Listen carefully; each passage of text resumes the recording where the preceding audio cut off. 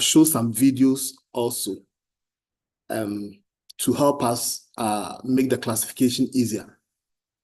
And then we'll look at the approach to the child of epilepsy, which is what we all want to know. And then I'll end with some things that could be confusing, that sometimes we overdiagnose as epilepsy, but they are really not epilepsy, or they are not seizures, and we call them seizure mimics. So starting with the definitions, the term seizure is vaguely used most of the time. Some people will say fit, some will say seizure, some will say convulsion, and they all mean something that really seizes or takes control or takes hold of a person. So that is what we sometimes mean by seizures or fits. Some will even use faint as seizures. So it is vaguely used. And for the purpose of this lecture, when we say seizure, we want to refer to epileptic seizures. So epileptic seizures are those that are originating from the brain. You can have any sudden event taking hold of your life, but not originating from the brain.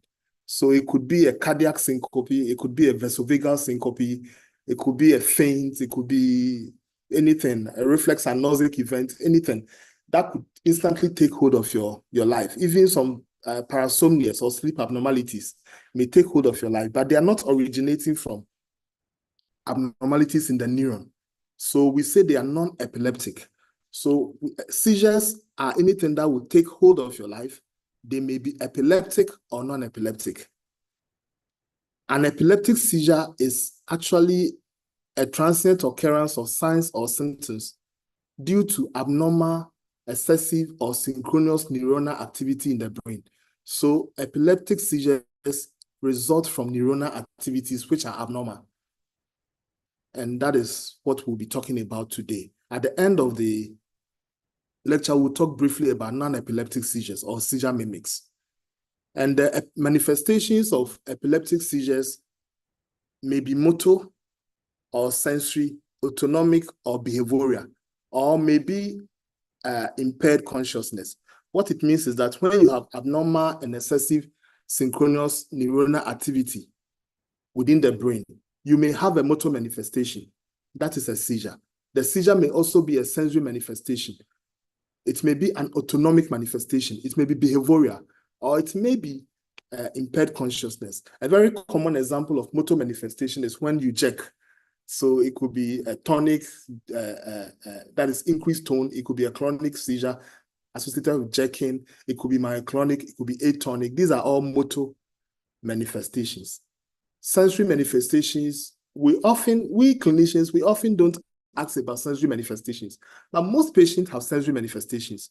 Some will tell you they hear loud sounds just before the seizures will start. Some will tell you they see flashes of light. Some will describe a change in the taste in their mouth. These are sensory manifestations of seizures. It may also be autonomic. You may have a patient sweating, having tachycardia, bradycardia, increase in BP, decrease in BP, loss of sphincter control. Commonly, we have urinary incontinence or stool incontinence. These are due to loss of sphincter control, and that is purely autonomic. And then it may also be behavioral. And that is why sometimes some seizures end up with a psychiatrist, because patients may come with abnormal behaviors, but actually they are having a seizure. And then it may also be impaired consciousness. So some patients will not show any of these manifestations I've talked about. They will just be lying still in the ICU, and then they may be having a seizure. So that is impaired consciousness, and they are not conscious. And you will treat all the infections you are thinking of, you treat all the metabolic derangements you are thinking of. Patient is still not responding to anything. That is one of the patients that you want to do an EEG to see if they're having subclinical seizures. But because we don't have access to EEG, I always tell my colleagues that when you have such a situation, you assume that a patient is having subclinical seizures, and then you may give a loading dose of phenobarbital to stop the cycle. And then some of them, if it is truly subclinical seizures, may respond and then may come up after a day or two. The other important definition I want us to talk about is convulsions. Sometimes we hear a lot of people use convulsions to mean all seizures, but not all seizures are convulsions. Convulsions are only the motor manifestations of a seizure.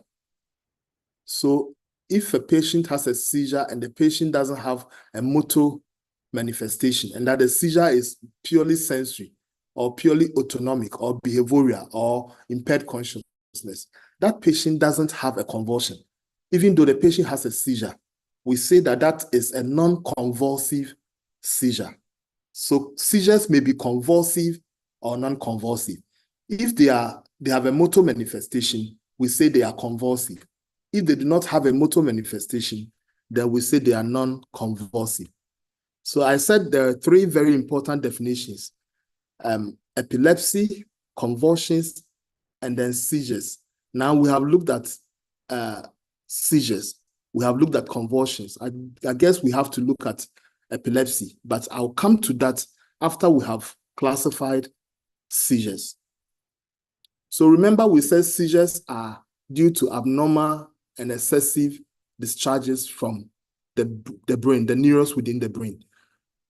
And they are classified broadly as focal onset, generalized onset, or unknown onset. So we say that a seizure is focal onset when it is originating within a focus within the brain. So you may have a seizure that is coming from only the frontal lobe on the left. That is a focal seizure. You may have a seizure coming from the occipital lobe on the right. That is a focal seizure. So when you can localize the abnormality within the brain, it is a focal seizure. Generalized seizures erupt spontaneously within both hemispheres. So you may have two foci coming up together, or sometimes the entire brain, or the entire cortex giving off an abnormality. That is a generalized seizure. So generalized seizures do not have a focus. They are not localized within a particular lobe in the brain. They are generalized. You have the bilateral hemispheres giving off the abnormality. Sometimes we do not know where the onset is. You may do all the investigations and you are still not clear where the onset is. So the classification allows us to say that a third class is unknown onset seizures. So you can have a focal onset seizures, generalized onset seizures, and then unknown onset seizures. These are this is the most recent classification from the International League Against Epilepsy. If you look at ICD-10 codes, they don't use this. So sometimes it makes it very difficult. They use localization related. Localization related means focal onset. And then if you go down, sometimes in the ICD-10 code, you see generalized onset. Yes, but that is what we mean. So sometimes people will omit the onset. Some authors will omit the onset and just say focal seizures. It's the same as focal onset seizures. Generalized seizures, the same as generalized onset seizures. So that's another important thing to take note of.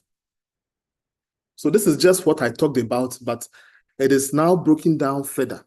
If you take focal onset seizures, previously we used to say that you're having a focal seizure, so it's coming from just one part of your brain, and you are aware, or your consciousness is intact. Then we call it simple partial seizures. That term simple partial is no longer used. Okay. Rather, we want to say that you have a focal seizure with intact awareness, because the term simple partial tends to downplay on the severity of the seizure. It means it could be a very severe condition and you are calling it simple. I mean, that doesn't give it the for want of a better word, the importance that it may deserve. So we no longer say simple partial, but rather we say focal seizure with intact awareness. And then those that will lose consciousness, previously we used to say complex partial seizures. It is now focal seizures with loss of awareness. And then a focal seizure, a seizure that starts from a focus within the brain, can spread throughout both hemispheres and become generalized. When that happens, we say that it is a focal onset seizure or focal seizure, which has evolved into a bilateral tonic-clonic seizure. Previously, it was called partial seizure with secondary generalization. I think that term, I don't know why they dropped that term, but that term actually is very explanatory. It's self-explanatory, and I wish they had maintained it. They could have just said focal seizure with secondary generalization, because that is what it actually is. But the current term is focal seizure evolving into bilateral tonic-clonic seizures, or some would say bilateral convulsive seizures. When you take generalized seizures, when you take generalized seizures, it is sub-classified based on the manifestation, not based on awareness. Focal seizures are sub-classified based on awareness. Generalized seizures are sub-classified based on what manifestations the patient shows. The thing about generalized seizures is that they are all associated with loss of consciousness. So yes, patient is not aware. And so for those who write exams, if you see that in MCQ that patients have a generalized seizure and is aware, it is false. Generalized seizures, they lose awareness. And the classification is based on the manifestations. So when the patient pulls stiff, that's increased tone, we say that is a generalized tonic seizure. When the patient jerks, that is a clonic seizure. You remember clonus? Clonus is like repetitive jerking. Yeah, so that's a clonic seizure. When there is increased tone followed by repetitive jerking, it is a generalized tonic-clonic seizure. So the tonic is an increased tone, the repetitive jerking is a clonic. So and that is actually the most common seizure manifestations that we see. And previously it was called the grand mal seizure. The grand mal in French meaning the big disease. But it can also happen in various combinations. So you can have a generalized tonic-clonic tonic seizure. And you could have various combinations, clonic, tonic, clonic seizure. It all depends on how it evolves and what manifestations the patient will show. Some patients will also lose tone in their body. I mean, when you stand upright, you continue to stand upright because you have tone in your limbs. The moment you lose the tone in your limbs, you will drop. So those patients who lose their tone when they have a seizure, they drop. And we call that atonic seizure. And some books will call it drop attacks. And so they are the ones who drop to the floor, and usually they hurt themselves. So if you come to my clinic and you see any child wearing a helmet, it is most likely that that child has an atonic seizure, because when they drop, they most often get head injuries. So one of the prescriptions we give to them is a helmet. And then the generalized seizures may also be classified as myoclonic. Myoclonic is a sudden jerk of a small group of muscle. So, and it is not repetitive like you have in clonic seizures. So you might have a sudden jerk, and that we call myoclonic. So some patients may have generalized myoclonic seizures. And I'll show you some videos, and then I'm sure that will clarify and make it clear for all of us. Then the one that is most interesting to people is the absent seizures, where they go off and they are unresponsive for a few seconds and then they come back. And they are not aware of what has happened in that few seconds that they were away. So that is absent seizures. And it's very common in children, and it can be, you can have several of the absences in a day. So you can imagine a patient who has not been brought to medical attention because no one has seen them having absences. And they sit at the back of the class, and in a day they have 20 absences. At the end of the day, they will not hear anything within the lesson the teacher is teaching.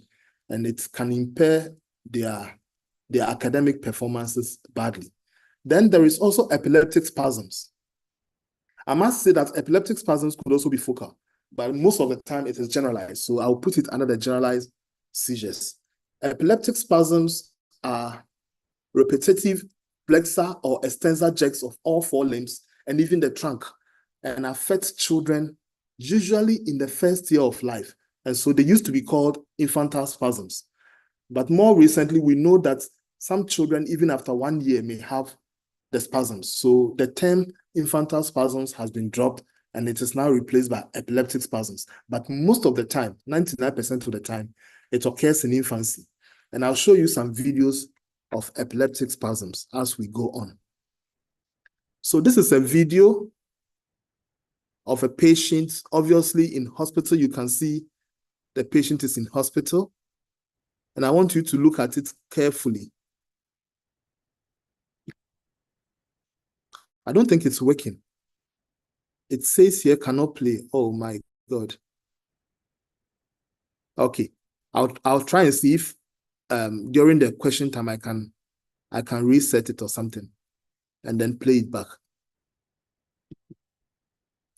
Let's see if this one works. This one too cannot play, unfortunately.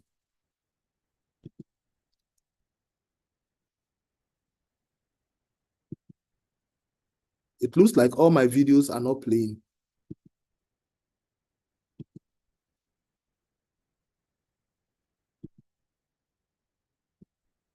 Okay, this one is playing. And this is a patient who was on our ward some years back. And if I repeat it, you can have a good look. And these are my chronic checks. Okay. Sometimes when I show it to a medical student, they say they are chronic checks. I think they are more of my chronic than chronic checks. Chronic checks are more rhythmic and very repetitive. And this one is more like erratic myoclonus.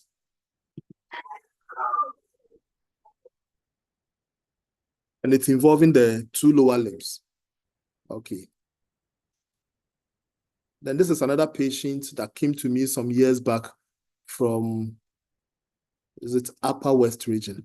And I want you to look carefully.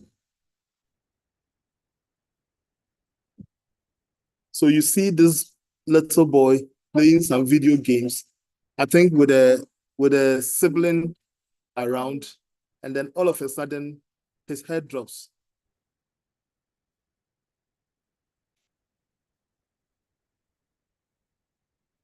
Okay, I think the drop attack came earlier.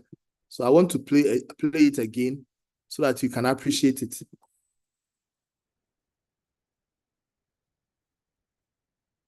Yes, so the history is that this child was falling down frequently.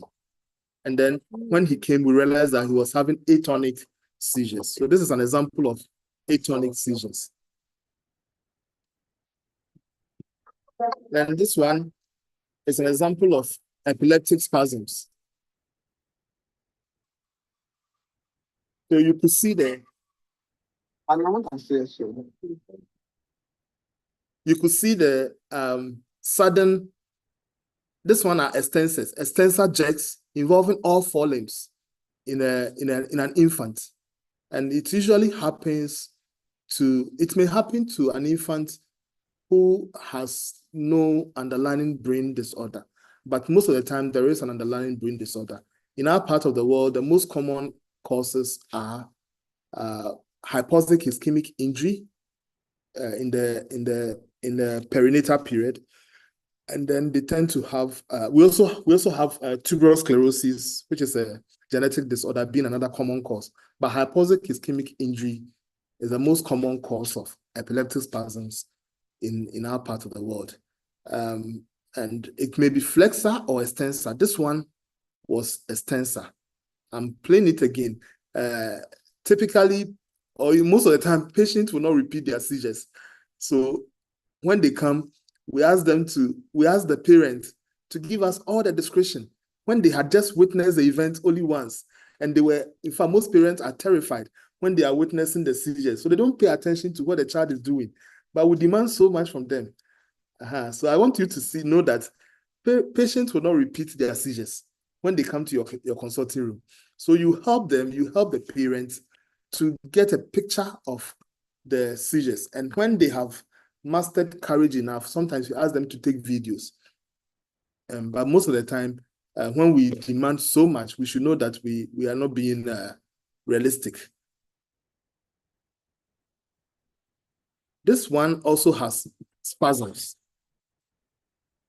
And I want you to look carefully. This child was so sick. That was it. I'm sure most of you saw the check. This child was so sick, he couldn't get, yes, another one. He couldn't get enough muscle strength to give us the spasms that the first one gave us. So I will just repeat that.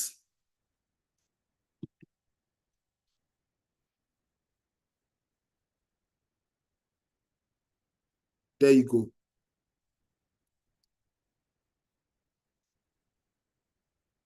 And then another one. Yeah, so these are examples of epileptic spasms. With every spasms, this child's brain is seriously under attack. So when you see spasms, it is one of the emergencies, one of the neurological emergencies in pediatrics is epileptic spasms. The patient cannot go home that day. You have to do all that you can do to stop the spasms. Any spasm actually damages the brain more. And with spasms, usually when it sets in, the patients will regress in their milestones or they will plateau in their milestones. And then if you do EEG and you see the characteristic hips arrhythmic pattern, then you can see that the patient has what we call West syndrome. So West syndrome is a triad of epileptic spasms, developmental regression or plateauing, and then abnormal EEG called the hips arrhythmias. So now we've talked a lot about seizures. I want us to talk about the subject for today, which is epilepsy. But I think the most important prelude to the whole subject was that we should understand what seizures are. That is why I took a lot of time talking about seizures. So epilepsy has been defined for many years as a disease of the brain characterized by recurrent seizures. So epilepsy is when a person has recurrent seizures. More recently, in 2014, the International League Against Epilepsy tried to make the definition clear. And then we realized that, so they said recurrent means 2 or more. So if a person has 2 unprovoked seizures, that patient has epilepsy. If a patient has only 1 seizure, that is not epilepsy. And then if a patient has 2 or more seizures, but they are provoked, again, that is not epilepsy. So for you to say the patient has epilepsy, the patient must have 2 unprovoked seizures. Unprovoked means they just came spontaneously with no preceding insult or fever or infection. So if I have infection, malaria, and I come with seizures, that is provoked. If I have fever and I come with seizures, that is provoked. If I have metabolic derangement and I have seizure, that is provoked. If I have head injury and I come with seizure, that is provoked. If I have dehydration or electrolyte imbalance and I have seizures, that is provoked. So many things can provoke seizures. But before you say a patient has epilepsy, the patient must have recurrent unprovoked seizures.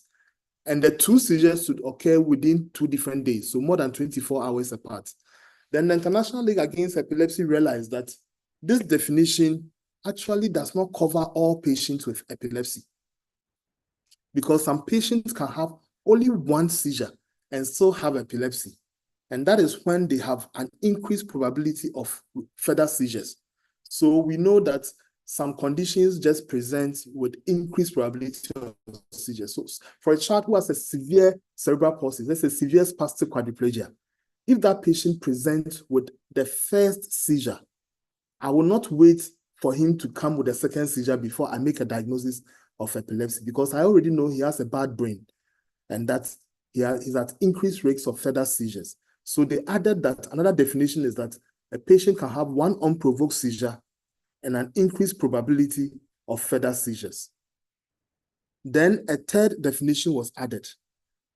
So that is when they brought in epilepsy syndromes. So some patients have been diagnosed with epilepsy syndromes.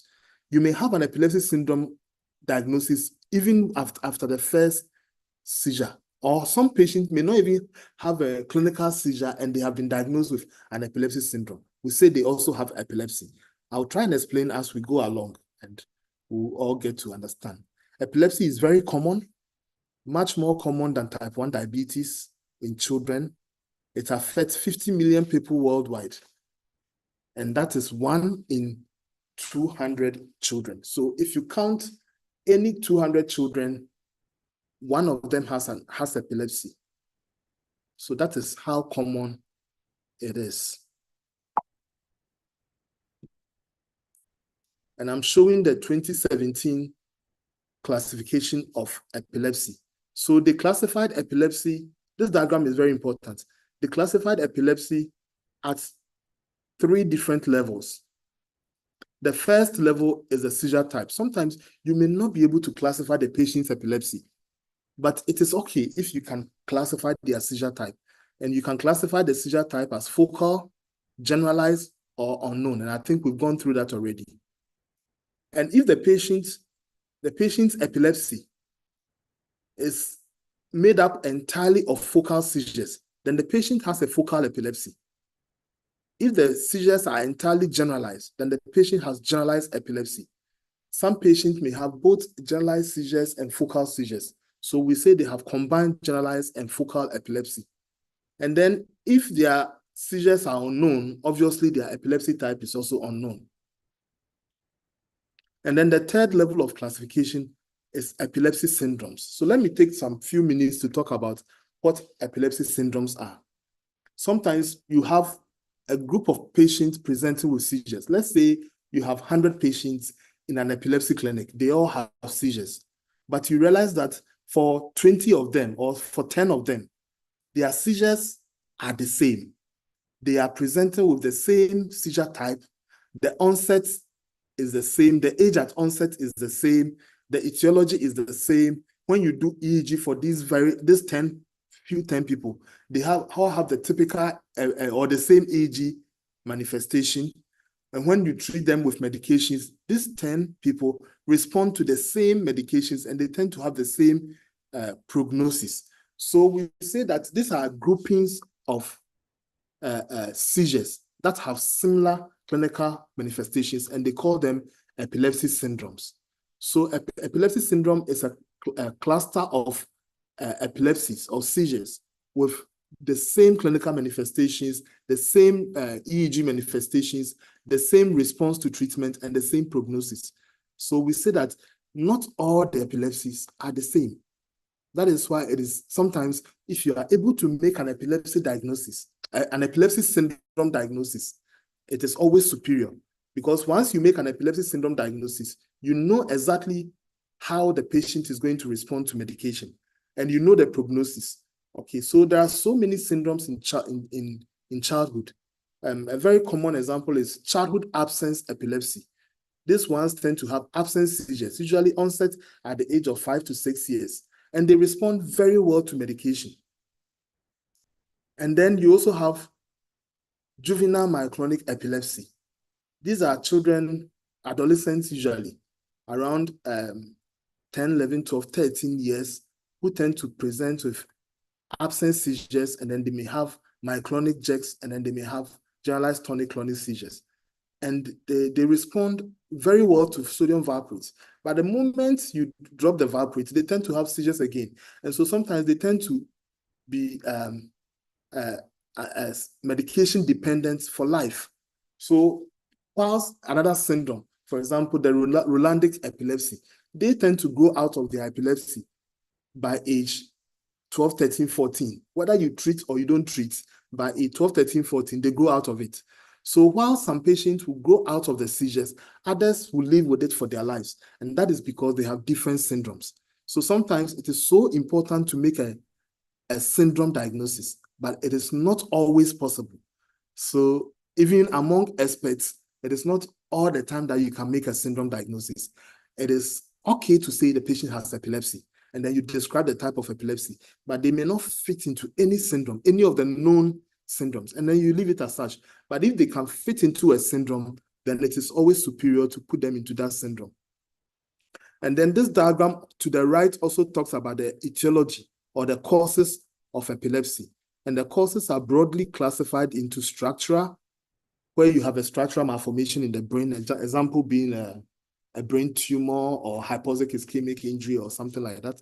And then it may be genetic. So genetic here, there is just a mutation in the DNA that, but the brain structure looks normal, but there's a DNA mutation which has been transferred from one parent to the offspring, or which may be de novo.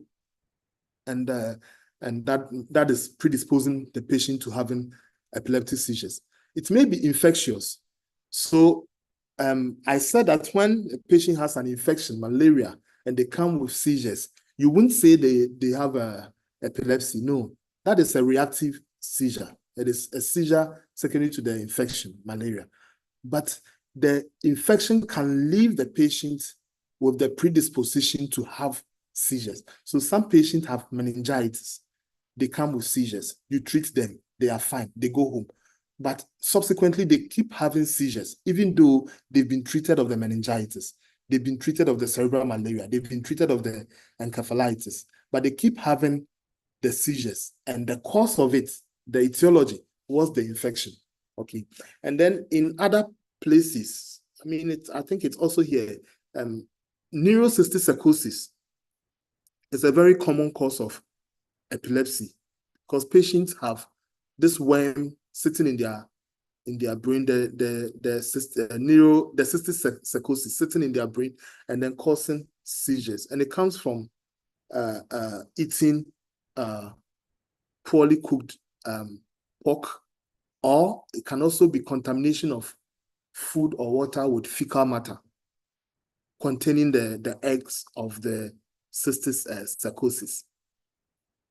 Metabolic causes of epilepsy are also common and well documented. There are so many metabolic conditions that will leave you with recurrent unprovoked seizures. And then more recently, we've seen a lot of immune-mediated seizures. So you have a patient who is fine, not known to have any problem, no family history of seizures, no nothing. And then all of a sudden, they tend to have seizures. And then you check for some autoimmune antibodies. And then you realize that the patient has the circulating autoimmune antibodies, sometimes even in the CSF.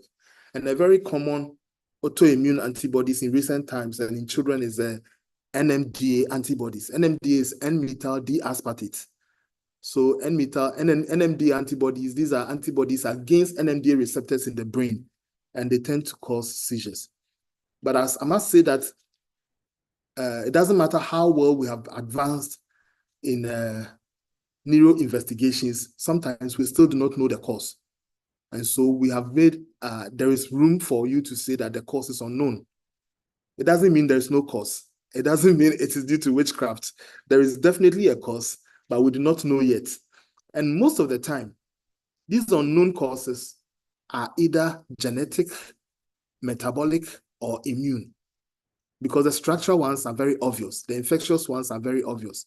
So the unknown ones, with the advancement of neuro investigations, a lot of the unknown ones are falling into these categories: genetic, metabolic, or immune.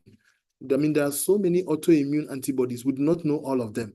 So one day, we may find the cause of somebody's seizures, a seizure that we are calling unknown today. We might call it genetic, or we might call it immune-mediated or metabolic, maybe in some 10 or 5 years' time. And then as you classify epilepsy, you must also look at the left side of the diagram and then talk about the comorbidities. Epilepsy has many, many, many comorbidities.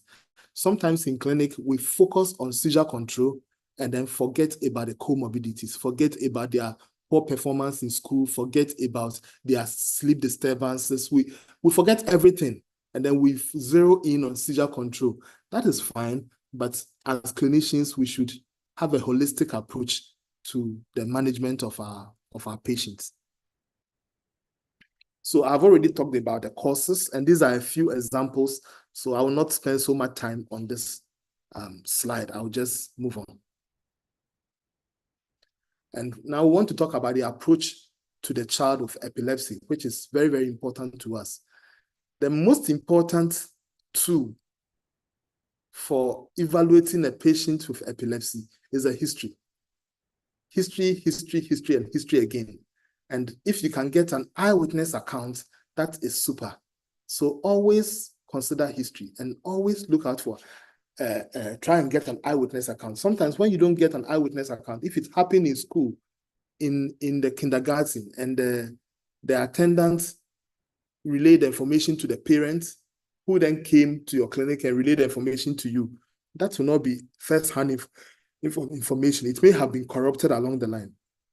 But if you can get the attendants who saw the child having the seizure to describe to you what happened, that is very, very important. It is also important to note the baseline neurological status of the child. So I always tell my junior colleagues that when you present, don't say the patient presented with seizures. You can say the patient who is previously well, now presenting with seizure. That means the patient is not known to have any neurological condition.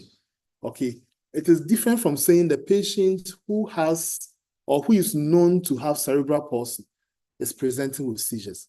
It is different from saying the patient who is known to have retroviral disease is presenting with seizures. So the baseline neurological status is very, very important. Okay, that and for most of us, most of our patients, they are previously well. And why not? You must state that the patient is previously well and is now presenting with seizures. And then this is where it gets more exciting, the seizure semiology. This simply means the seizure features, the manifestations of the seizure. And you want to talk about the age at which it started. So that's the age at onset. And some patients will tell you about a feeling they have before the seizure comes. That is called the aura. So some will tell you that they see flashes of light. Some will tell you that they hear some loud sound in their ears before the seizure comes. So this is an aura. And anytime you have an aura, it tells you the seizure is a focal seizure. So again, for those who will be writing exams, anytime there is a seizure with an associated aura or a preceding aura, that is a focal seizure. It cannot be a generalized seizure. The aura is actually the onset of the seizure. And that is the, and it depends on the focus. If the seizure is occipital lobe in its focus, the aura will most often be visual effects. Okay, so patients who have various aura, temporal lobe seizures, they have funny feelings in their guts, in their stomach before the seizure starts and all that. Okay, then you go ahead and then describe the seizure type. And I've put here type or types, because remember, some patients will have more than one seizure types. So they may have tonic-clonic seizure, they may have, in addition, they may have absences, in addition, they may have atonic seizure. And this is where we don't do so well as clinicians. We take what the relatives tell us and we write it in our notes, beautiful notes, and then we move on. But the relatives are not clinicians, they are not medical or health personnel. And they will often come and tell you the most terrifying things, what they fear most. So they will often tell you about the generalized tonic-clonic seizures, because that one is the one that is feared most. They will not tell you the child has been going blank unless you ask. So sometimes they tell you, oh, he's presented with generalized tonic-clonic, and then you ask them, has he been having blank spells? Then they say, yes. Oh, for the past 4 weeks, we see him staring into space, and we just think he's daydreaming or something. Those are absences. But until you ask, they don't see that it is so important. So it is important for us clinicians to delve into getting a good seizure history by asking about the other seizure types. The ones they will usually not tell you are the absences, the drop attacks, because they think those are benign. They don't see them as any significant thing. But those ones will help you put your seizure into a syndrome. And then obviously you must ask about the frequency, which most of us do. The typical duration, yes, it is good to ask. Most parents, if it is the first seizure, they will tell you it lasted 1 hour when it lasted 5 minutes. Yes, so wait until your child has a seizure, then you will know that 5 minutes could be as long as 1 hour. So don't blame them, but help them to come to a realistic duration. Okay, so you ask them where they live, for example. If they just live across the street in Kolebu, and then as soon as the seizure started, somebody took the child and brought to Kolebu, it cannot be 1 hour. Okay, but if they live at somewhere far, Kaswa, and they had to be in the traffic and the child was still seizuring before they go to Kolebu, then you can say, yes, that could be 1 hour. So sometimes you use some of these to also help them decide the duration. When the seizures have gone on and on and on and the parents have become used to, then you can trust the duration they give you.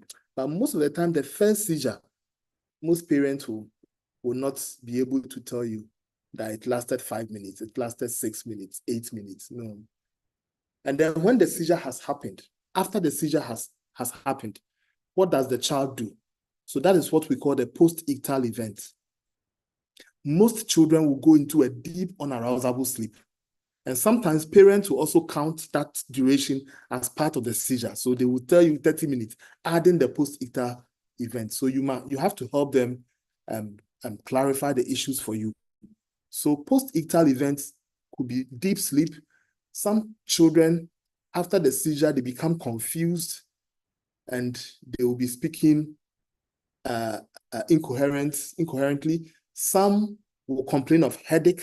Some will just be hyperactive, and some will have behavioral disturbances. So these are all post-ictal events that, if you describe, can also help put the seizure into a syndrome. Family history, we all do, and we do very well. I want to encourage us to continue asking about first-degree relatives. If you want to extend and ask about the whole family, which family in the world doesn't have someone who has seizures? There will definitely be seizures somewhere in an uncle's nephew somewhere. So please, it's first-degree relative. That is the most important we want to know. And then for children, we are very interested in developmental and cognitive outcomes. So please, let's ask about developmental outcomes. Since the seizure started, has he become quiet? Has he lost his ability to smile? For babies, sometimes we don't even think it has affected their development, but some seizures like epileptic spasms, as soon as they start, the babies will lose subtle developmental milestones like smiling, playing, and those things. It may not be so gross. It may not be that they are no longer crawling or they are no longer cruising around furniture, but they are no more playful. They've lost their ability to smile. They are not, they don't follow you again. I mean, their eyes are not following the mother again and things like that. These are very subtle, but we must ask. And then has it, for older children, has it affected their school performance? Are they now finding it difficult to do their homework and things like that? Some children just love to color and they love to draw. After the seizures, you realize that they are no longer interested. Some children who were very good with numbers, numeracy, no longer want to do their mathematics homeworks. These are subtle things, but they are very important. And then we should also ask about comorbidities. Is there anything like retroviral disease? Is there anything like neurocutaneous syndromes, cerebral palsy, things like that? They could all have a bearing on the seizure. In taking the history, in recent times, the most important tool has been a video. Almost everyone has a video on their phone. Don't pressurize the parents to take a video for you. It's not easy to witness your child having a seizure, but with time, they can master the courage and take a video for you. So sometimes, if they have seen it over and over and over again, sometimes they will come and they themselves will even show you the video. But you can also encourage them to do it, but don't pressurize them to take a video. Next, after the history, will be physical examination. The physical examination must be thorough, and we must do a general examination. We must do a detailed neurological examination, and then also systemic examination. Don't forget all the other systems, okay? Very, very important. And then you go on to investigations. So I wish I can go back to physical examination and stress again that we must do physical examination. I have seen most of us taking histories without any physical examination, and then we are requesting investigations.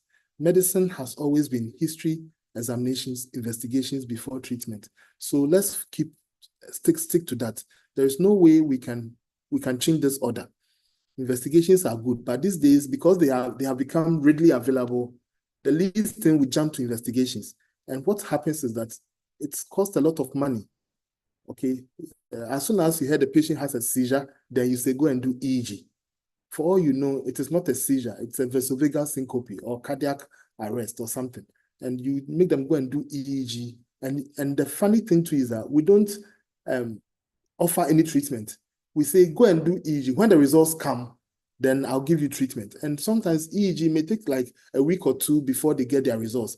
And then you see the patients pressurizing the lab, okay, and then also putting pressure on everyone because they want their EEG, but the answer may not be in the EEG. And I'll tell you that the EEG is also not a diagnostic tool. We don't use it to diagnose epilepsy. The diagnosis of epilepsy is clinical, history, physical examination, period.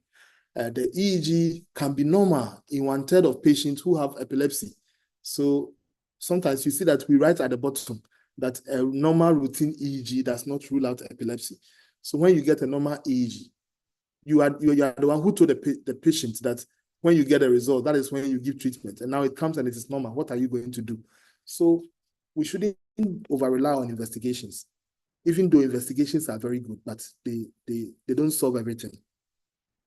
So the investigations could be basic, like blood counts, electrolytes, LFTs, renal function, etc.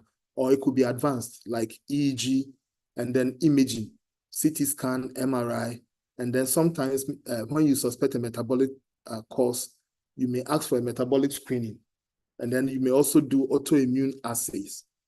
I'm sure in the next few years, we'll have a lot more advanced investigations adding up to the list. And then you go on to the treatment.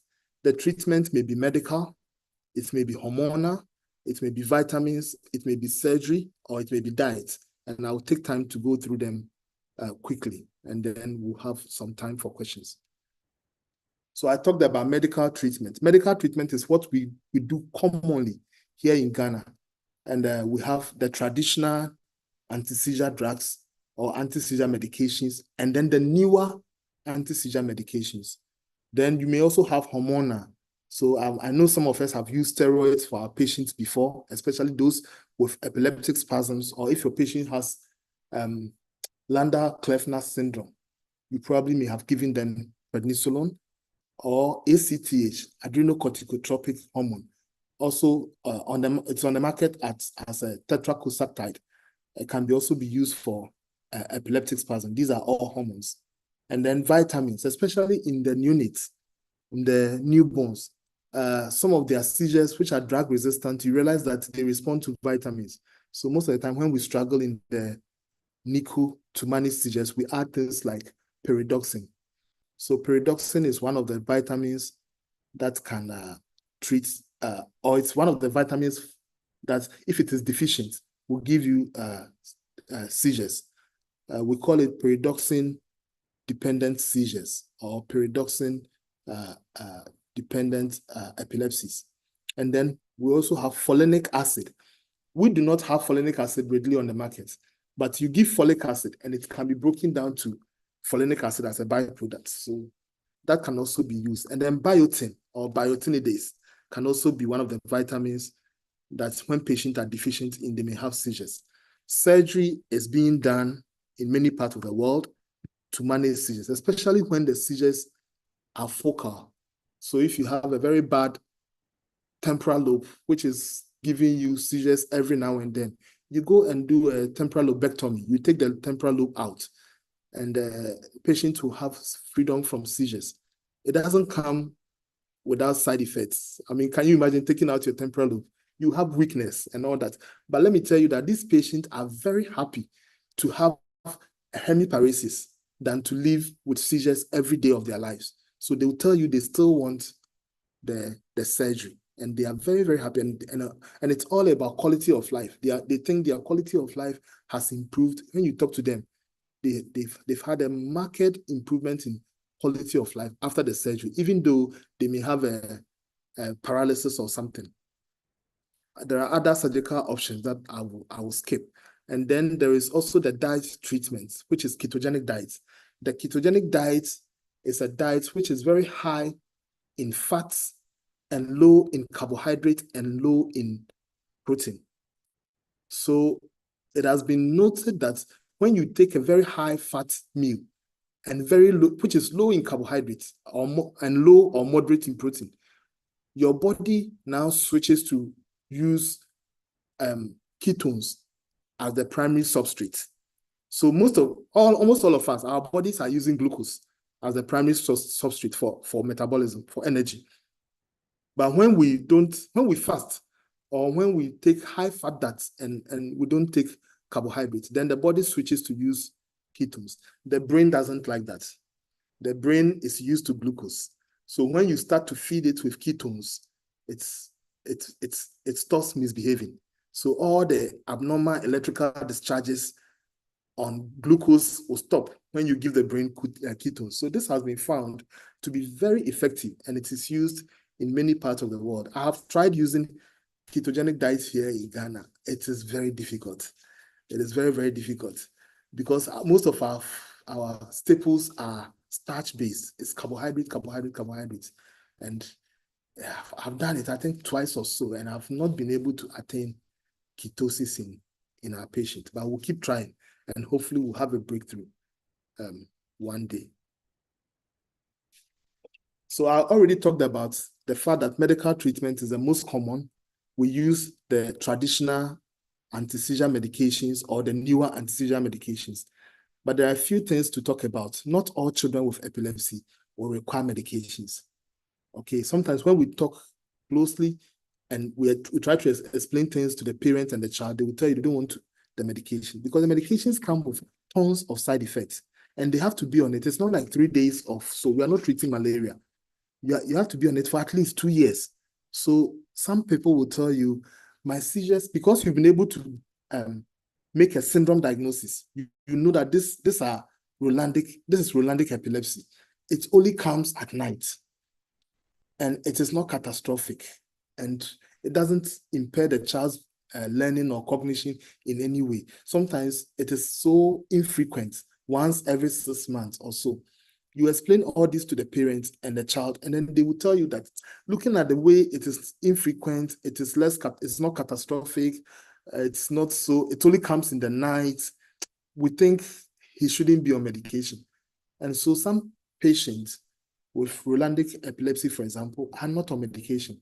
Some will also tell you that even though it comes once in 6 months, our part of the world, everything is witchcraft. We don't ever want to see any seizure. So even if it will come once in a year, give the child medication every day for a seizure that will come once in a year. So the choice is theirs. But the point I want to make is that not all children with epilepsy will require anti-seizure medication. And when selecting your anti-seizure medication, it should be based on the seizure type. So you don't just say every seizure is carbamazepine. No. Carbamazepine is only for focal seizures. That is why you should take time to get a good history and know the seizure type. It should be based on the seizure type. It can also be based on the epilepsy syndrome if you have been able to make a syndrome diagnosis. For example, I've been able to say that this child has epileptic spasms. That is a syndrome, or a West syndrome, or epileptic spasms, or infantile spasms. That is a syndrome. I don't have any business doing carbamazepine for this patient because carbamazepine will worsen the seizures in epileptic spasms. Sometimes you should also consider the side effects. Okay, so for a child who took phenobarbital and had a severe Stevens-Johnson syndrome, you are not going to give that child carbamazepine. You are not going to give that child lamotrigine. You are not going to give that child phenytoin. In fact, you won't give that child any of the enzyme inducers because these ones are notorious for causing Stevens-Johnson. And once the child has recovered from one Stevens-Johnson from phenobarbital, you move away from all the other drugs. So the selection of the drugs should carefully be done using the seizure type, the seizure syndrome, epilepsy syndrome, and then the potential side effects. Okay. Yes. Another example I can give is a pregnant woman or someone who is planning to have a baby. You don't give them sodium valproate because that is teratogenic. It will destroy the neural tube of the baby. So that is very, very important. We must know all these things. Always aim at monotherapy. Always aim at using only one drug. So monotherapy is always preferred. However, a few patients will require polypharmacy. And the polypharmacy should be rational. Okay, so you use one medication, it doesn't work.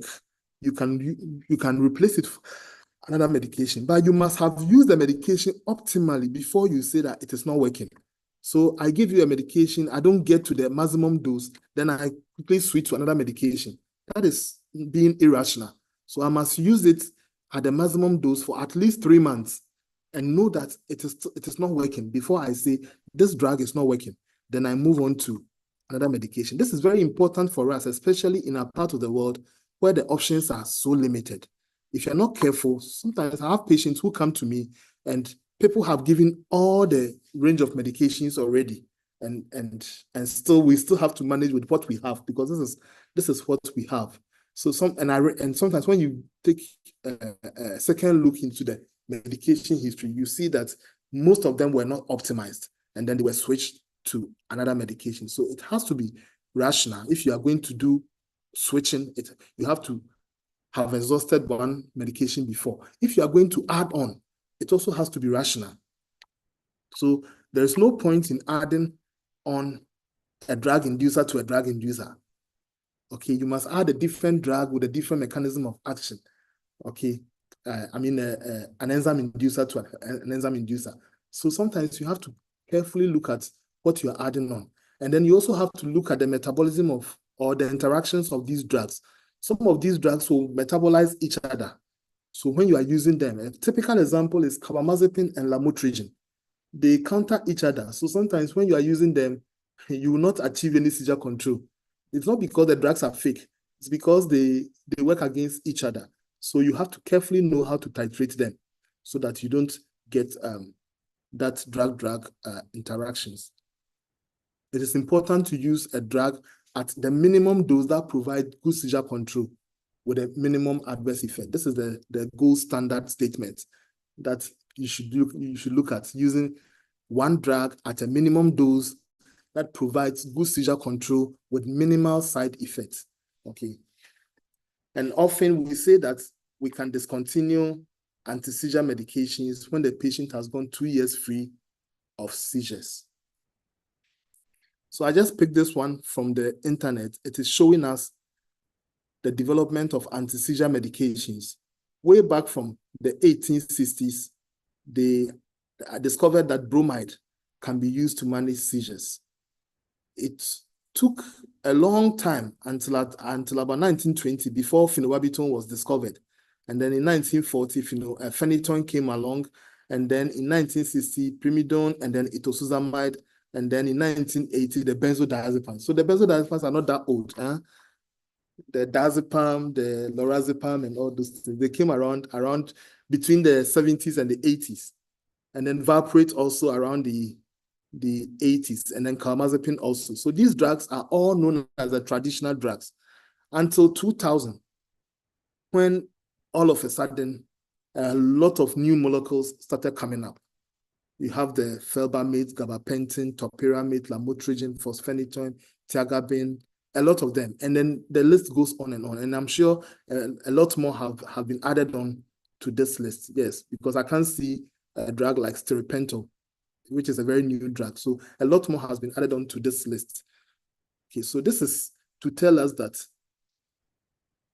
a lot has happened in the last 20 years when it comes to anti-seizure medication. So don't let your patient be stuck on one drug when they are not getting seizure control. Then you tell them, that is all we have. No, there could be options. So refer appropriately and let's see if we can have options for them. I listed the common ones we have here in Ghana and how well we can use them. So phenobarbital is broad spectrum. It is a fantastic drug, one of my favorites. If they tell me to come to heaven with only one anti-seizure medication, I will go with phenobarbital. I'll go because it is broad spectrum. It can be used for focal seizures. It can be used for generalized seizures. It can be used for status epilepticus. It can be used for neonatal seizures. It's a very good drug. So we shouldn't discard it so easily. The other drug, which is also good, is phenytoin, which can also be used same as phenobarbital. But the added advantage is that it is also good for perioperative seizures. So the neurosurgeons like phenytoin. When they touch the brain with the knife, the scalpel, and the patient has a seizure, they can only control it with phenytoin. So that is one of their favorite drugs. But I don't use phenytoin, especially in the medical setup. I don't use phenytoin that much because it has every side effect you can think of. If you are writing an exam and they tell you which drug has this side effect, whatever they mention, you can say phenytoin, and I'm sure you will not be wrong. It can cause everything, every side effect you can think of. And that is the reason it is not a favorite with most epileptologists. Sodium valproate is another fantastic drug. It is broad spectrum, and it is the first line. Even though it is broad spectrum, it can be used for focal seizures, but it's not so good for focal seizures. So we often consider it as the first line for generalized seizures. So for most generalized seizures, you want to use sodium valproate. Carbamazepine is narrow spectrum. It is only useful in focal seizures. So don't give all your patients with seizures carbamazepine. No, only a few of them, those with focal seizures, will actually respond to carbamazepine. And then there is a drug called etosoxamide. It is also very, very good, but it is so narrow spectrum, it can only be used for absence seizures. It can be used for some other seizure types, but it's not very reliable. Its reliability is with absence seizures. The newer ones are many. You saw the list I showed, so many of them. But the ones that are commonly available in Ghana are levetiracetam, which is broad spectrum, and it should be used as second line for focal seizures or generalized seizures. It is effective. It's also effective in some patients. About 50% of patients with abscences will also respond to levetiracetam. It is second line, and let's try and then use it as such, as second line. Lamotrigine is also second line for many seizure types. It is very, very good for atonic seizures, the drop attacks. But it requires a very careful titration. If you give your patient the dose they require the day they came to you, they will come back to you with a lot of problems, especially if they are prone to or at risk of Stevens-Johnson syndrome. They will come back with a terrible Stevens-Johnson that may end their life. So you have to carefully titrate lamotrigine. That is why I only increase it after every 2 weeks. So when I start a patient on lamotrigine, they are stuck with me. They have to come back to me every 2 weeks for me to increase the dose slowly. Topiramate is another very useful drug. It is also second line for most focal and generalized seizures. I said I will talk about seizure mimics, some conditions that may present like seizures but are not seizures. I hope these videos will work. So this is a child who is sleeping peacefully, and you can see the jerks in the upper limbs. At one point in time, they will jerk in the lower limb. And this child has actually been admitted to hospital because of these jerks. But the child is well. The child has no seizures. What this child is having is known as benign sleep myoclonus. Benign, we all do it, except that it's more common in units. So no seizure, no child will have a seizure and continue to sleep peacefully like this. The seizure will usually wake you up or change your baselines, your breathing or your heart rate or something. So for you to have a seizure and continue sleeping peacefully like this should tell you that this is a mimic, not a real seizure. Okay. And this is another mimic. I saw this child in clinic some years ago.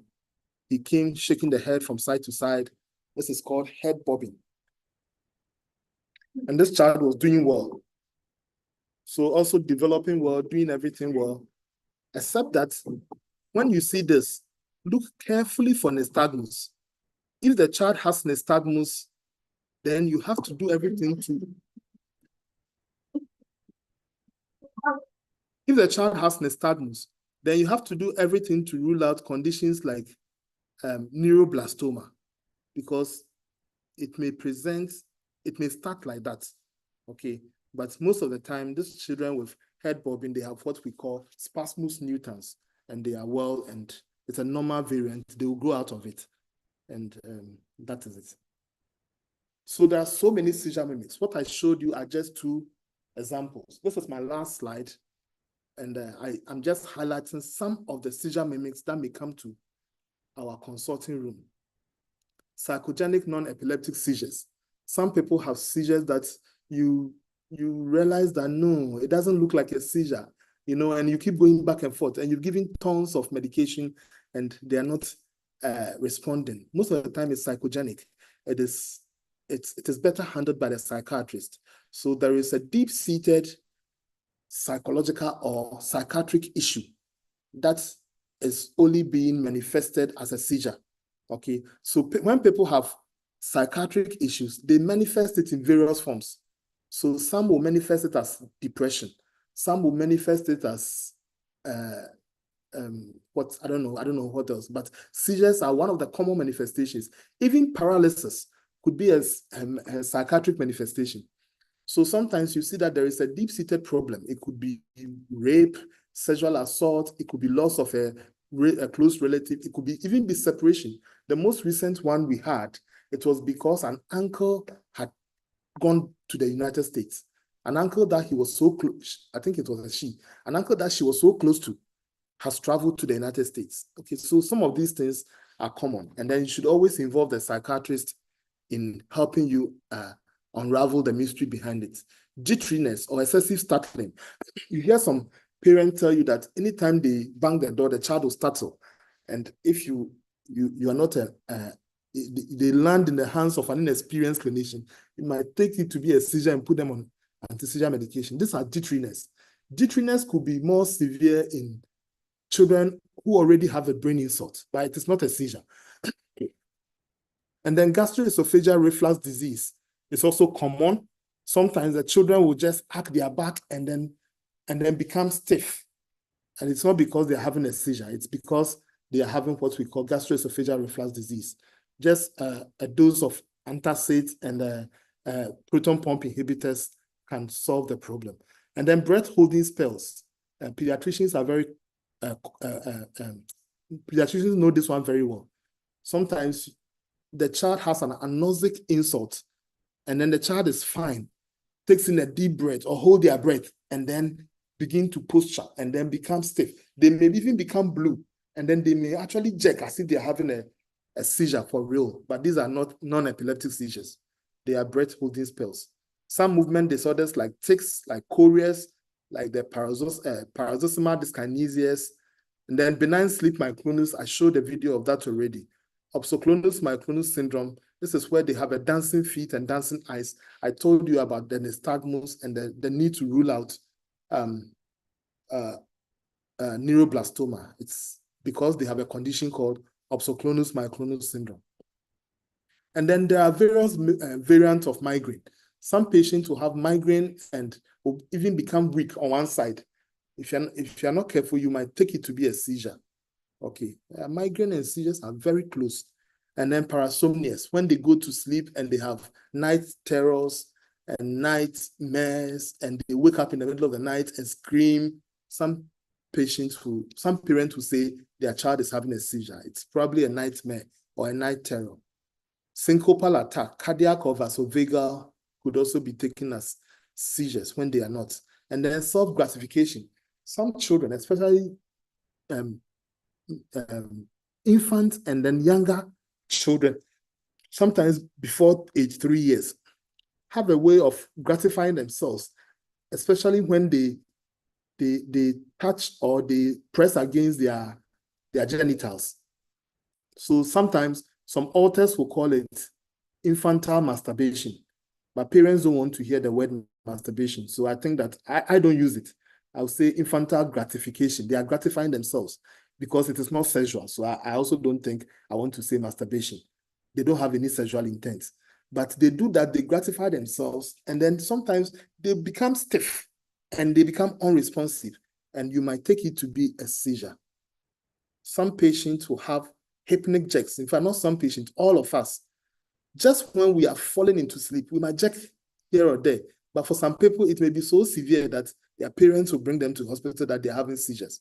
No, it is the normal transient phase between awake and and sleep, or a face in drowsiness.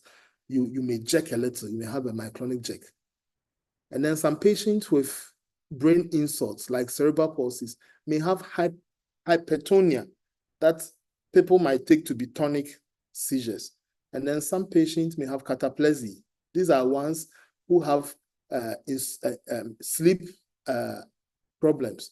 They tend to have what we call I've forgotten the name of this condition, where they fall asleep without any even when they are sleeping, they might sleep when they are sitting in the classroom, when they are reading their books. I've forgotten the term, but it's a very common term. And some of them have cataplexy as part of it. And there are many other seizure mimics. And I think that as clinicians, we should know about some of them so that we don't necessarily put all patients coming to us on anti-seizure medications. So I think I'll end here, and then we'll take questions, and I'm sure many other issues will come up during the question time. Thank you very much.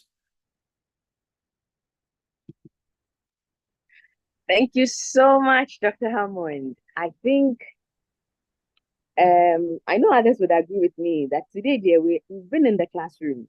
You've really taught us a lot. And I know others have also benefited. The comments and questions that we have in here, it says a lot. So let me take it one at a time. By the way, if anyone has any comment, concern whatsoever, and you'd like to voice it, please, you can just show by hand and we'll help you on mute. Then you ask Doc yourself. Let me start off with what Nanaya Nyakon says. She says she's not sure if she had insult as a provocation of epilepsy. So kindly clarify. But I think Dr. Mabel Wilson answered that. She said brain insult is another term for brain injury. For example, a bleed in the brain, a stroke, etc., not a verbal insult. Doc, do you want to add something to that? Yes, I mean, Mabel is right. When we say insults, we mean injury. So yeah, sometimes brain injury, we call it brain insult. Yeah. Okay. So that did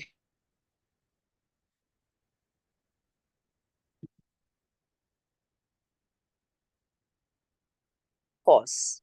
I don't know whether he's referring to the seizure or an attack. Sorry, Paul, I missed you briefly. Can you take that again? Okay. So Paul was saying that I don't know, I'm not sure whether it is a seizure or an attack, an epileptic attack, but he says it happens when the child is sleeping. What could be the causes? Yes, so many things can happen in sleep. Seizures are common in sleep. In fact, a lot of seizures happen in sleep. So when events happen in sleep, seizures are usually on our mind. But then there are also a lot of things that could happen in sleep, which are not seizures.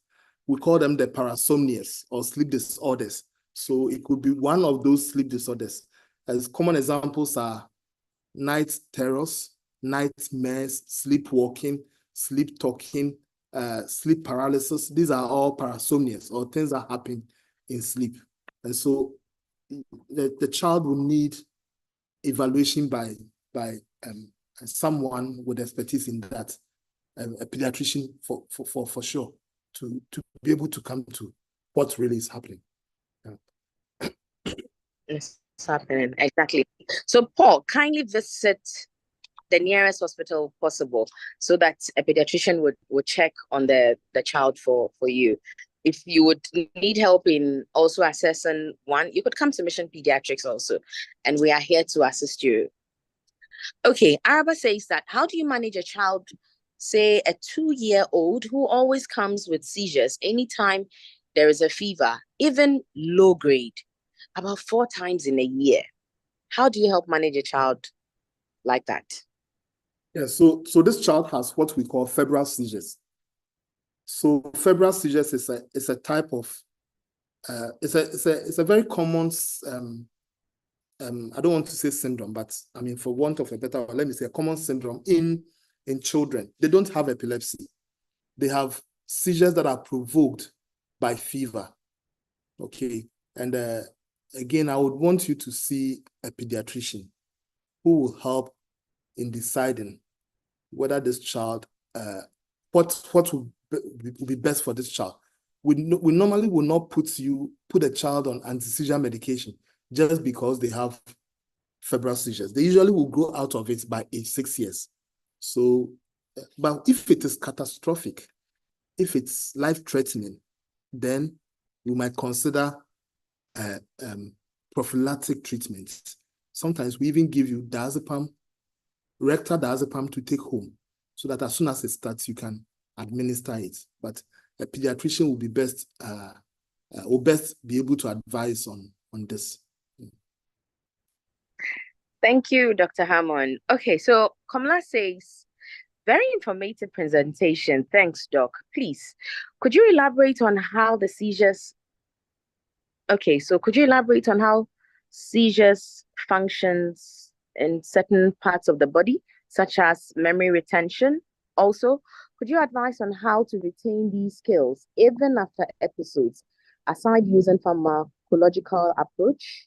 Thank you. Okay, so as I said, seizures come from the brain, and they come from different parts of the brain. And depending on where they are coming from, they can give you various manifestations. So if seizures are coming from your frontal lobe is where your executive function resides, the part of the brain where your executive function resides. Executive is the things that makes you organized, okay? So your memory, your organization skills, they are all in your frontal lobe. So if you have a seizure coming from your frontal lobe, causing damage to your frontal lobe, it may affect your memory. Okay, so yes, so some children can have poor memory following a seizure. It means that part of the brain has been touched. The most important therapy here is to stop the seizure. That is one. But after that, there are many other ways to help to I will not say regain, but to restore to some extent the damage that has been lost. So various therapies could be useful. It depends on what the child has. I will not be able to say do this A, B, or C. It depends. We may have to first do an assessment of what deficit there is before we could suggest some form of therapy. It could be occupational therapy. It could be even music therapy. It could be very, very many other forms of therapy that could be used to help improve the memory. Yes. Some of them actually would need remedial support in school. Yes. That if that is a therapy, yes. And then that is what they will need to be able to build on their memory. Yeah. Thank you. Exactly. So just as Doc has been saying, an assessment of the child is very crucial. You can't just sit here and then say this or say that. Okay, so the next one comes from Albert, and Albert says, excellent presentation, Charles. Non-convulsive seizures is an important cause of learning disability and should be investigated as such. And he gave you a thumbs up for that. He I don't know which Albert this one is, but it's looking like my boss. Is it my boss? I don't know, probably. Dr. Albert Apalu. If he's the one, then I'm also saying thank you for coming to listen to me. Exactly. We are grateful. He added on by saying that an increasing non-pharmacological medication is prekese. That is the aiding fluid. Yeah, okay, I don't know about that one, so I'm also learning. We are all here to learn. Okay, so Samsung phone added that. Thank you, Doc. I've been educated. Can you share some adverse side effects of the treatment drugs and how one can deal with the effects? So yes, as I said, no medication comes for free. Even paracetamol has adverse effects. So most of when I hear my patients will ask me, doctor, does this have side effects? And I'll say, yes, it does. Every medication you are taking, every chemical you are taking into your body has adverse effects. So all these medications we talk about, they have adverse effects. So the one prescribing must be able to tell you about the side effects of the medication. If they don't tell you, ask them. Okay. And I always tell my doctors, if you don't know the side effects of a medication, don't write it. So me, I've been practicing for 22 years, but I always have a small book that I open and I read. And in fact, it's a second edition. I recently bought a third edition of that book, which means I'm not going to stop referring. You can't know all the side effects of all the medications, but you must always refer, and that is how you learn. And then once you use often, it sticks into your head. So all of them have side effects. And so you must tell the patient what to expect. And then sometimes some of the side effects are said that when they see it, they must stop the medication. For example, if you give a child carbamazepine and they see a rash, they must stop the medication because it can be life-threatening. It can be a very simple rash, but it can be life-threatening. So they must stop the medication and come back to hospital immediately. The same carbamazepine may also give you drowsiness. And I keep telling them, when you see drowsiness, don't stop the medication, continue, because it is not life-threatening. And then in fact, it's very common, and that the children will get over it after 2 or 3 weeks. So when you start, initially, they may be drowsy, they may be sleeping in class. If possible, let them stay at home and then continue the medication. Okay. But when you see a rash, come back to me. So every medication has its own side effects. And then the one prescribing must educate the patient on the side effects. If that doesn't happen, the pharmacist is the second check on this. The pharmacist must also educate the patient on the side effects. And if that also doesn't happen, then there must be a leaflet in the medication. The patient must have a look at it, okay, and be educated by themselves. If all these fail, then we have failed the patient. Okay, so I think that the system should not fail our patients. We should always provide them with such information. Yeah. Exactly. So it means we need to learn every day. Thank you. Okay, so I'm going to jump messages and then come to this one. I think, Charles, it's from Albert. So yes, it is Dr. Albert Akpalu who sends the message. And he says that the role of cannabinol oils in seizures in children. I think it's a response to that or a concern comment. I think it's a question. So this is a question that is coming up strongly in the epilepsy world. Cannabinol is a derivative of cannabis. So cannabis has many components. Cannabis, or what we call marijuana, has many components. And there are many medicinal benefits in it. However, if it is not refined and you have the whole of the cannabis, then you are taking everything, and it comes with all the problems that you will have, because there are the psychogenic parts, the parts that makes you excited, and that is the recreational part, okay? And then there is a medicinal part. So what pharmaceutical companies are doing these days is that they are trying to extract the medicinal part, okay, the pharmacologic part, the one that will be useful for your migraine or for your seizures, and then separate it from the recreational part. Otherwise, it will be, if it is put on the market as a whole, it will be abused for the recreational part. So yes, if it has been separated, it is very useful. And studies have shown that it is useful for many seizure types. Yes. Okay. But the question is that we don't have it on our market yet, and it is still a banned substance in many parts of the world, unless it has been properly separated. The pharmacologic part has been properly separated from the non-pharmacologic part, or the recreational aspect of. Okay. Thank you, Dr. Hammond. And I think Hadi has his hand up. Hadi, kindly unmute and ask your question.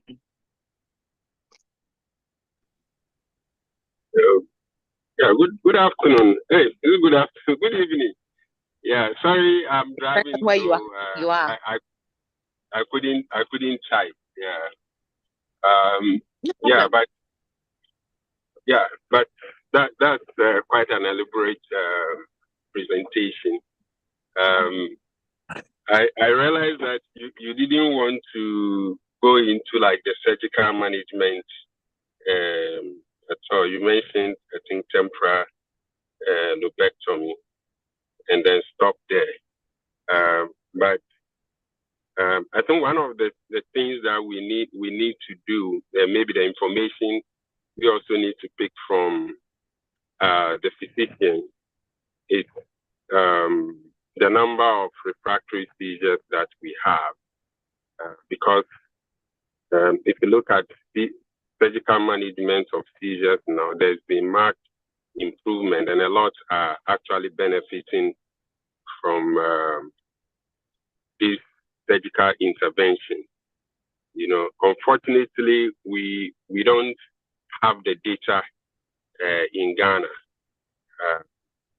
I'm just coming from UK. I was at Great Ormond Street Hospital, where a lot of these seizures is done, and with the improved neuromonitoring machines that they have, actually a lot of the patients do not have like permanent weakness.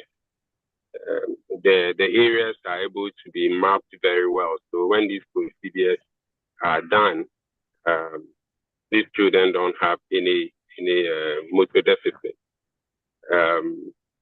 I think the cases that we've had some transient deficit has to do with like the hemispirotomy, but even that one is transient after about 48 to 48 hours to 5 days. They tend to recover, and a lot of these children are actually benefiting from it.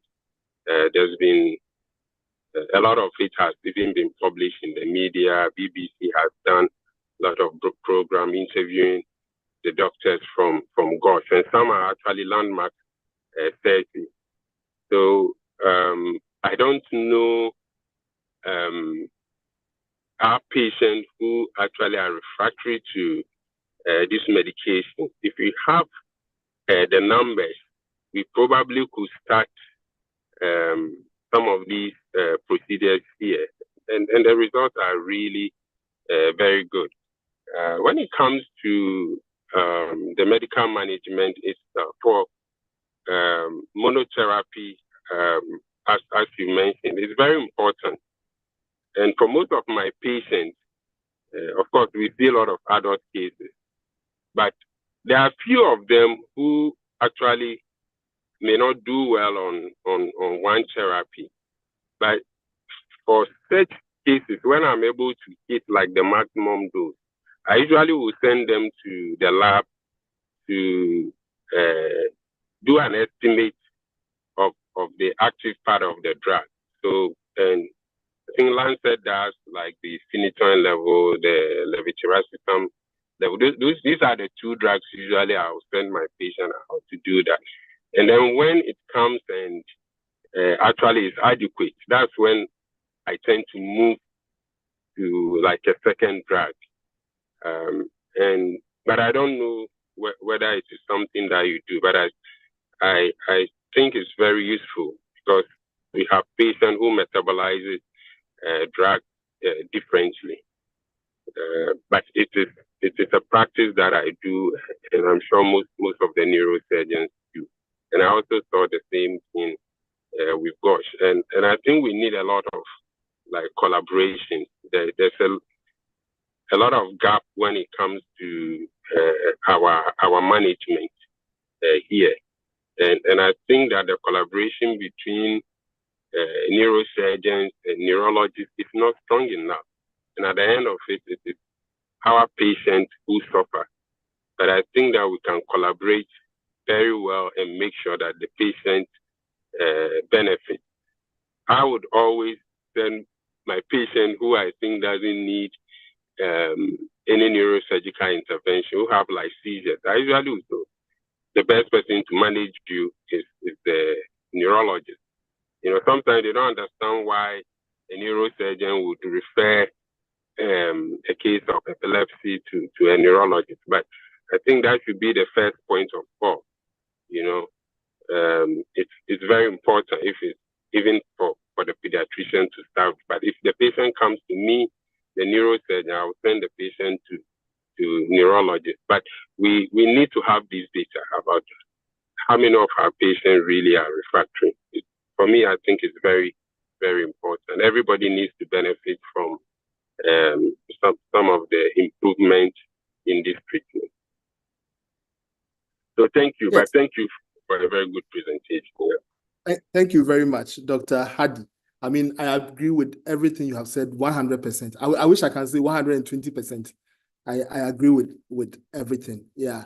So I didn't talk much about the other surgical interventions because I thought that they are not common in, we are not doing them in Ghana, but I mean, with people like you, we can begin to talk more. So I'll be very happy to talk more about you, and then we can talk more about with you, and then we can also start to collaborate and see how best we can manage our medically refractory cases.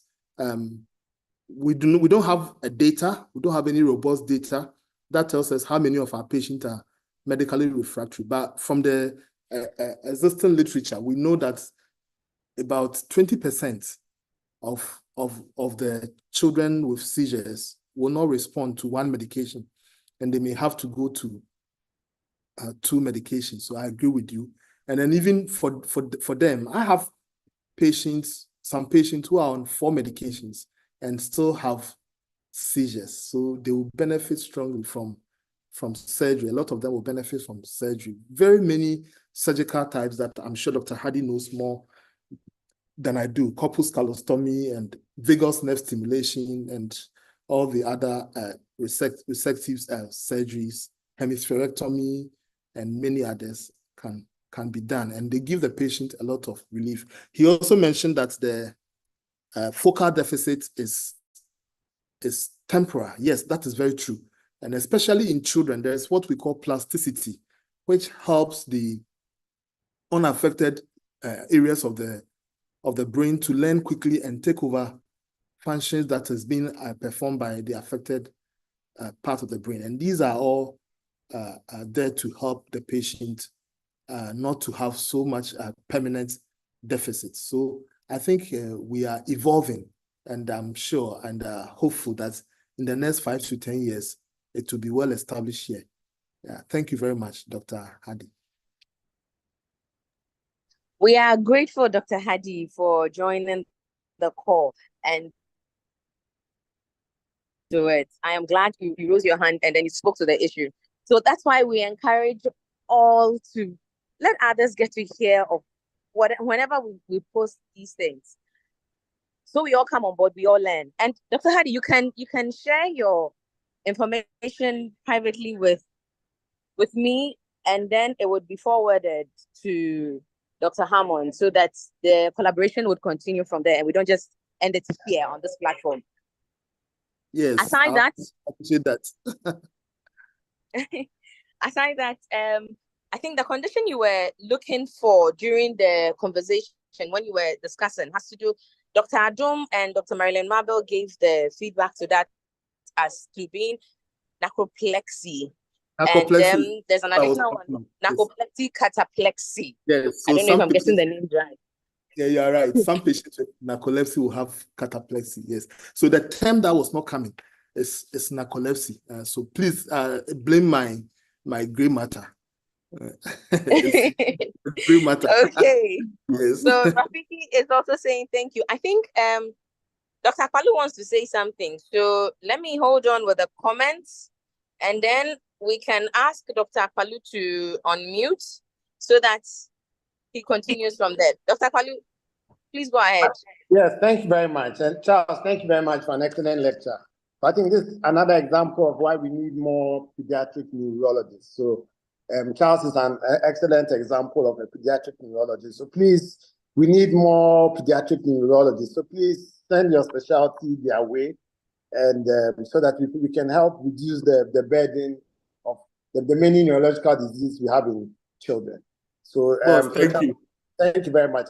And just to reiterate the precursor, we are doing a lot of work in Pram and some of the rural areas, and we found out that a lot of the herbalists and the traditional healers are using precursor. So actually, if you look in the literature, aiding fruits is being used worldwide to reduce seizures.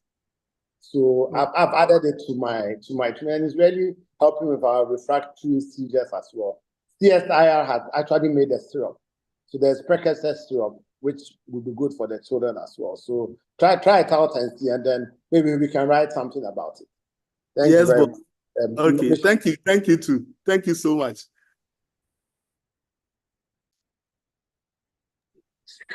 Am I not happy when we get to have all these learned people on board, sharing knowledge like that? And we are pleading that from next year, we're actually thinking of publicizing or writing articles in collaboration with the various speakers that we have on board. So I'm happy Dr. Kalu mentioned writing a paper on this.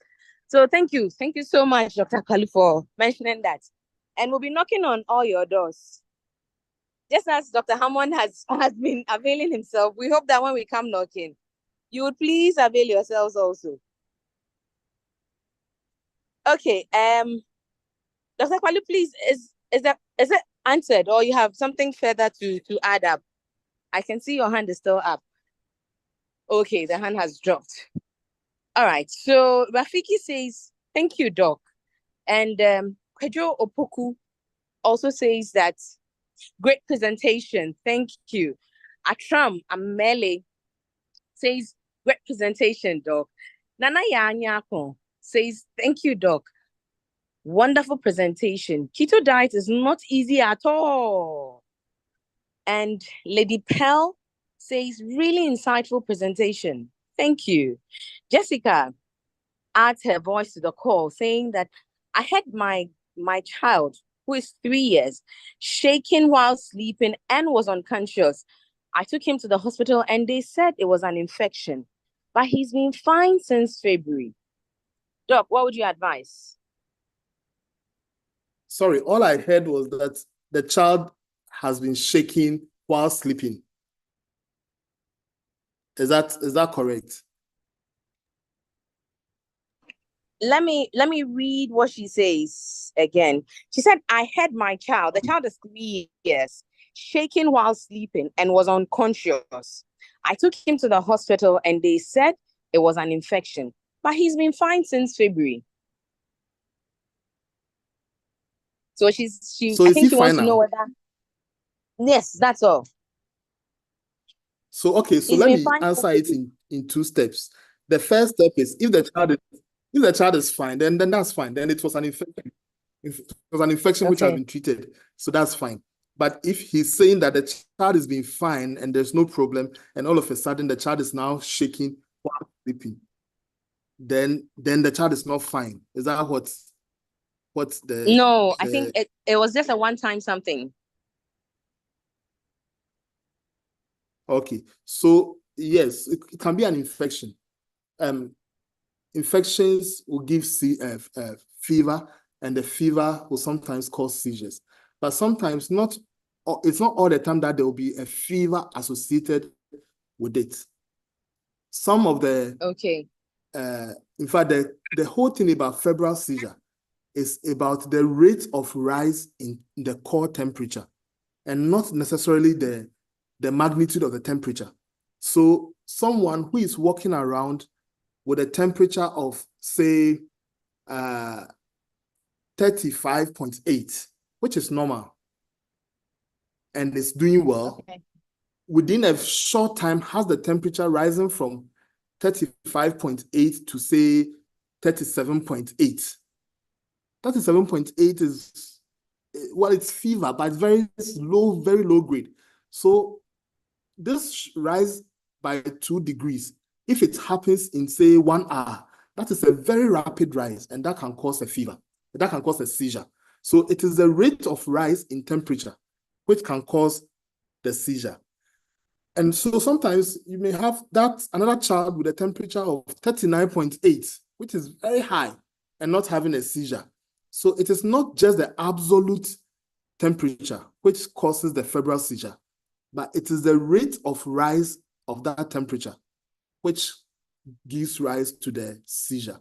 So even though the patient may present, I'm sure most of us have seen this, that patient presents to us in the emergency room or in the clinic with a seizure, and they don't have a fever.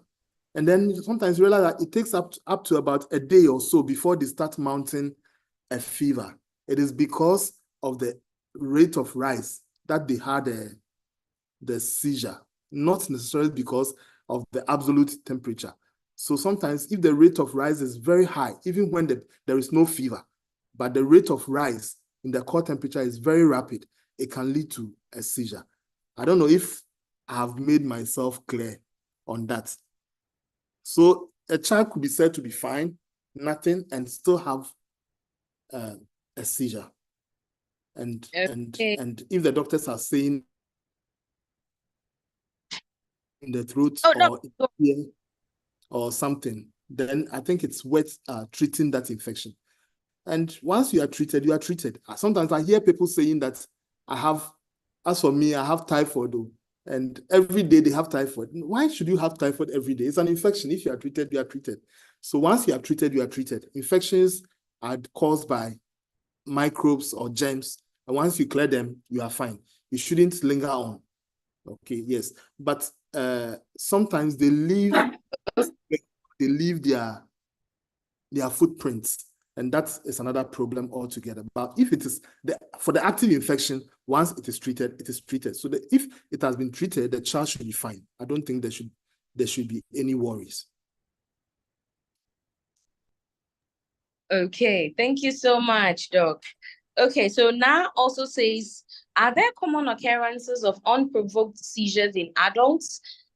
She gave an age range of 35 plus with no personal history or family history of seizures. The first seizure occurred, then a year later, around the same time, another seizure occurred. Okay, so yes, it can be unprovoked, but there's likely an underlying cause. So as I said, the ones that have the unknown etiologies are usually in children. If you look at seizure incidents, you see that it is more in the streams of life. So more in children, very young children, and then more in the elderly. In the very young children, I explained that we have the genetic causes, we have the metabolic causes, and then in the elderly, you have the tumors, you have the strokes, you have the brain injuries and those things. So at the streams of life, you have a lot of seizures going on. But in between, so for a 35-year-old who is in between, if they have not had seizures as a child and all of a sudden having seizures at the age of 35, I'm not saying that genetic causes are not possible, but we need to investigate to find out what exactly is going on. So this person must see a neurologist who will do some investigations to find out whether there is a structural, a metabolic, or it may be a metabolic cause, but why will a metabolic cause manifest itself at the age of 35? Okay, why will a genetic cause only show up at the age of 35?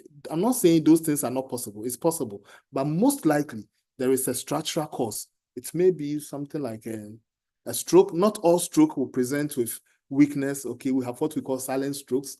They may present only with a seizure, or may present with a headache, or may present with visual loss, which is transient. Okay, so this person needs a thorough evaluation by a neurologist. Okay, thank you. Now, Rafiki says that I am a teacher and I happen to have a learner who is prone to seizures. What can I do when it happens? Okay, that is fantastic.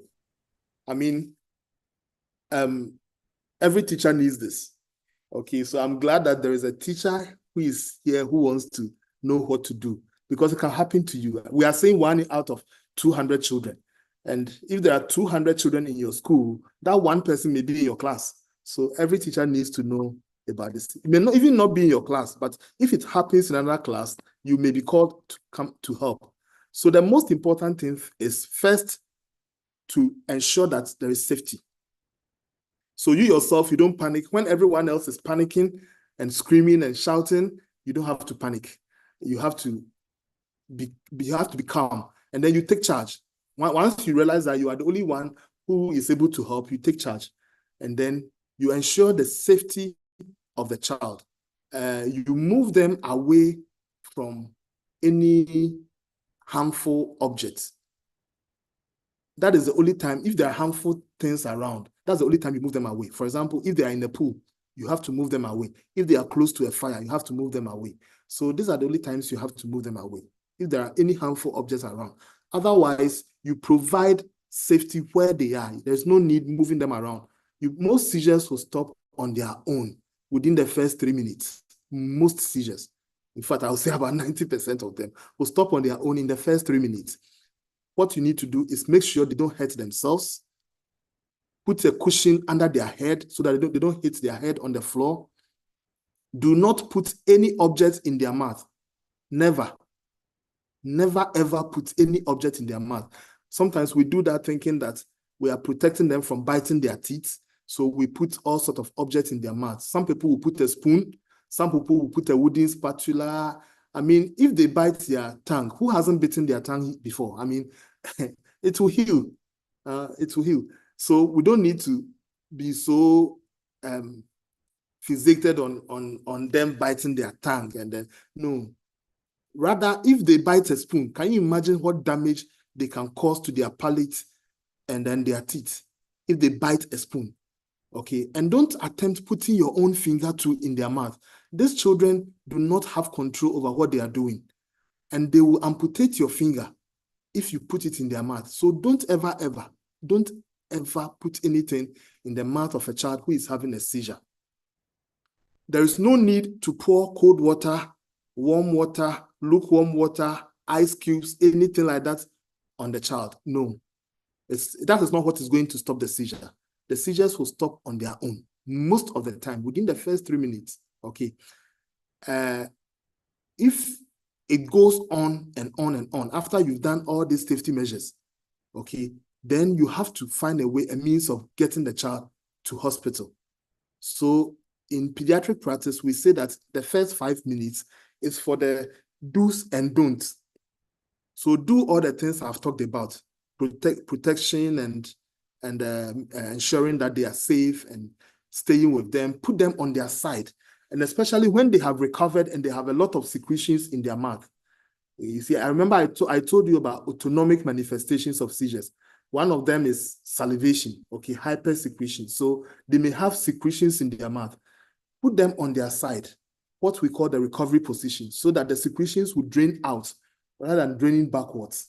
And that helps to clear their airway, okay? And then these are some of the do's. And then some of the don'ts are don't put hot water, cold water, garlic. In Kumasi, I don't know what they do in Accra. In Kumasi, it's very common to see that the child has been smeared with garlic. They are trying to drive away the evil spirits, okay? It's not medical. Don't put anything harmful on the child. So that is what you do in the first few minutes. And then you find a way of bringing the child to hospital. In Europe or in America, they will say, call an ambulance. If it's reliable where you are, you can call an ambulance. But we know that it may not be the case in many parts of Ghana. So what I will say is that bring the child to hospital, the nearest hospital. So that is what I will say for the teacher who wants to know about how to help the child. Thank you so much, Doc. Wow, it looks like there are lots of comments here. Unfortunately, our time has been fast spent. There was one. Well, majority of the comments are showing their appreciation. The commenters are showing their appreciation to you, Dr. Hammond, for everything and for all other participants. And just as others joined, those who weren't in the medical field, this is not just for doctors, please. It's for everyone to come and learn something out of it. That's why it's a public lecture and it's a webinar. So you can join from wherever you are. Additionally, the YouTube link has been shared on the page again. So you can go there and then kindly watch, share with others also. Ivy, you have a comment here. Someone also had a comment concerning BrainWise. We've taken almost 2 hours of Doc's time. We told him 1 hour 30 minutes. Oh, Ivy, so sorry. We'll share our page, our WhatsApp link on the page. Godfrey, please, can you help me with that? Kindly share our WhatsApp link on the page so that whoever is new here can join the community, so we all get to learn something out of it. Yes, this has been organized by Mission Pediatrics. I don't want to keep Doc here, so that next time when we call on him, he would come, because Doc is very busy. Or Doc. No problem. No problem. I'm happy to be here. Let me say, I'm also happy to know that Dr. Kojo Pokuyanki is in the audience. He's my childhood friend. Unfortunately, we don't get to meet these days. We only meet on webinars. I'm glad he's here. Yeah. So this is a nice opportunity to get to see old friends, get to meet people, and get to interact, and we learn also in addition. So we have to say a very big thank you to everyone who was able to make it today. We've taken almost 2 hours of your time. Well, we are less than 2 minutes short. So thank you so much, Dr. Hammond, for being in the first quarter and then in the last quarter also. We are grateful. Our schedule for next year would be coming up. And as usual, we'll come knocking on your door. To all our other doctors, practitioners, parents, everyone who was on the call, we say a big thank you to you all. Thank you all for joining us. Thank you for being a part of today.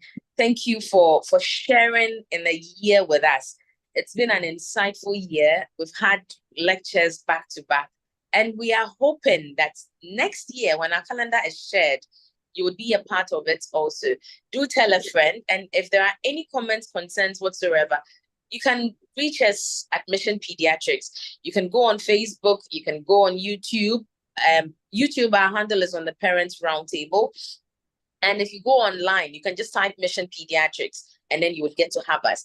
Our Mission Health Specialist is also catering to the needs of adults. So yes, we are not only catering to the needs of the younger ones, but also to the adults also. So do tell a friend. Mission Pediatrics is not all about our kids.